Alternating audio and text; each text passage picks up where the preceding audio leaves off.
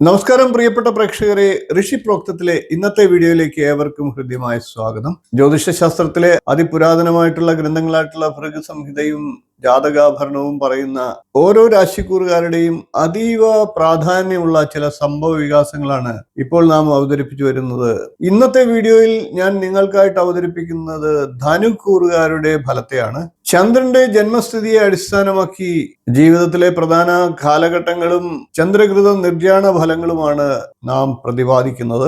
ആമുഖമായി തന്നെ ഇവിടെ പറയുന്ന കാര്യങ്ങൾ ഭയപ്പെടുത്താനല്ല, ജാഗ്രതയ്ക്ക് വേണ്ടിയിട്ടാണ് പറയുന്നത് എന്ന് സൂചിപ്പിക്കുകയാണ്. ശ്ലോകങ്ങളിൽ ചെറിയ വ്യത്യാസങ്ങൾ മാത്രമേ ഉള്ളൂ, ഫലം ഒന്ന് തന്നെയാണ്. ആദ്യം നമുക്ക് ഭൃഗു സംഹിതയിൽ പറയുന്ന കാര്യങ്ങളെ ഒന്ന് പരിശോധിക്കാം. പ്രഥമേ അബ്ദേ വ്യാധിച്ച മഹത്ഖേദ ത്രയോദശേ. പ്രഥമേ അബ്ദേന എന്നാണ്. പ്രഥമേ അബ്ദേന എന്നാൽ ജീവിതത്തിന്റെ ആദ്യ വർഷം, അതായത് 1-ാം വയസ്സിൽ വ്യാധി അഥവാ രോഗം, ആരോഗ്യ സംബന്ധമായിട്ടുള്ള ബുദ്ധിമുട്ടുകൾ ഉണ്ടാകുമെന്നാണ് സൂചിപ്പിക്കുന്നത്. മഹത് ഖേദ എന്ന് പറയുന്നുണ്ട്, വലിയ വിഷമം അല്ലെങ്കിൽ കഷ്ടതകൾ ഈ കാലത്ത് ഉണ്ടാകുമെന്നാണ്. പിന്നീട് ത്രയോദശേ അഷ്ടഷഷ്ടി മിതേവസ്ഥ അഥവാ പഞ്ചസപ്തതി എന്ന് പറയുന്നുണ്ട്. അതായത് 13-ാം വയസ്സിൽ വലിയ വിഷമങ്ങളും ഉണ്ടാകാം, ഇതേപോലെ തന്നെ വലിയ വിഷമങ്ങളും ഉണ്ടാകാം. അഷ്ടഷഷ്ടി മിതേ എന്നാൽ 68-ാം വയസ്സാണ് പിന്നീട് പറയുന്നത്. ആ വയസ്സിലും ഒരു നിർണായക അവസ്ഥ ഉണ്ടാകും. പിന്നീട് പഞ്ചസപ്തതി എന്നാണ് പറയുന്നത്, 75-ാം വയസ്സ്. തുടർന്ന് അത്യന്തം പ്രത്യാശ നൽകുന്ന വാക്യമാണ് പറയുന്നത്, യതി ചന്ദ്ര ശുഭേ ദൃഷ്ടി പൂർണാശത് വർഷ ജീവതി എന്നാണ്.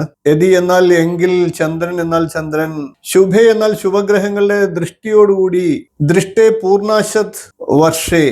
പൂർണാശത്ത് എന്നാൽ പൂർണ്ണമായിട്ടുള്ള 80 വയസ്സ് എന്നാണ് അർത്ഥം. ജീവതി എന്നാൽ ജീവിക്കുന്നു എന്നർത്ഥം. അതായത് ശുഭഗ്രഹങ്ങളുടെ ദൃഷ്ടി ചന്ദ്രനുണ്ട് എങ്കിൽ 80 വയസ്സുവരെ ധനുക്കൂറുകാർ ഉറപ്പായിട്ടും ജീവിക്കും എന്നാണ്. ആഷാഢേ ശുക്ലപക്ഷേ പഞ്ചമ്യാം ഭൃഗുവാസരെ. ആഷാഢമാസത്തിൽ ശുക്ലപക്ഷത്തിൽ പഞ്ചമി തിഥിയിൽ വെള്ളിയാഴ്ച ദിവസം, ഇഹാസ്തമേ രാത്രി സമയേ നിധനം ന സംശയ. ഈ സാഹചര്യത്തിൽ സന്ധ്യാസമയത്തിന് ശേഷം രാത്രികാലത്ത് അന്തിമാവസ്ഥ സംശയമില്ലാതെ നടക്കുമെന്നാണ്.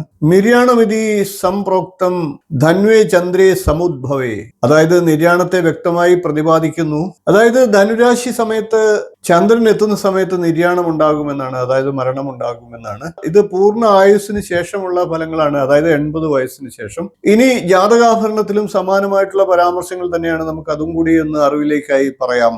സബോധ പ്രഥമേ വർഷേ മഹാപീഡ ത്രയോദശേ.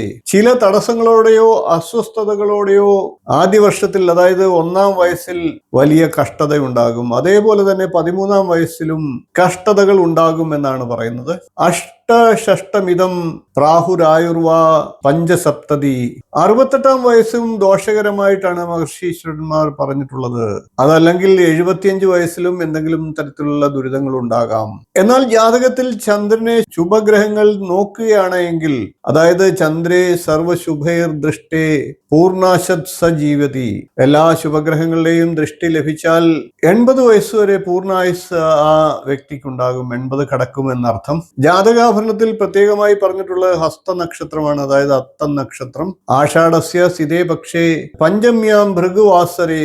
അതായത് ആഷാഢമാസത്തിൽ ശുക്ലപക്ഷത്തിൽ പഞ്ചമി ദിവസം വെള്ളിയാഴ്ച ദിവസം നിശായാം ഹസ്തനക്ഷത്രേ നിധനം സർവദാ ഭവേത് എന്നാണ്. അതായത് രാത്രി സമയത്ത് അത്തം നക്ഷത്രത്തിൽ അന്തിമാവസ്ഥ 80 കഴിഞ്ഞവർക്ക് ഇതെല്ലാം ഒത്തുവരുന്ന ദിവസങ്ങളിൽ നിശ്ചയമായിട്ടും സംഭവിക്കുമെന്നാണ്. ഈ കാര്യങ്ങളെല്ലാം ഒത്തുവരുന്ന ദിവസമാണ് എന്ന് ആലോചിക്കുക. നിര്യാണമിതി സംപ്രോക്തം സൂതോ ചന്ദ്രേ ധനുസ്ഥിതി.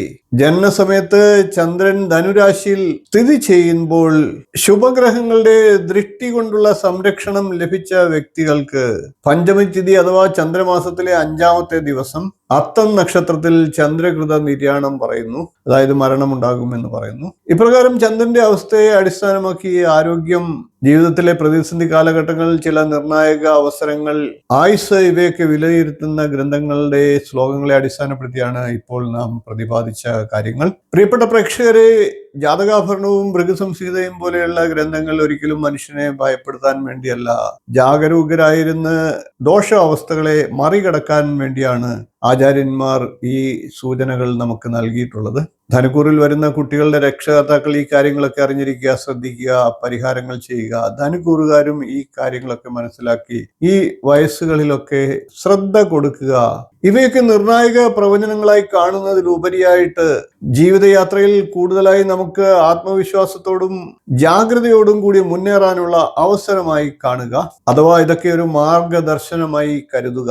അതുകൊണ്ട് തന്നെ സൽസങ്കല്പങ്ങളും ധാർമ്മിക ജീവിതവും ആത്മീയ ചിന്തയും നല്ല കർമ്മങ്ങളും ഒക്കെ ജീവിതത്തെ കൂടുതൽ ശോഭനകരമാക്കും എന്ന് നമ്മുടെ ആചാര്യന്മാർ വ്യക്തമായി പറഞ്ഞിരിക്കുന്നു.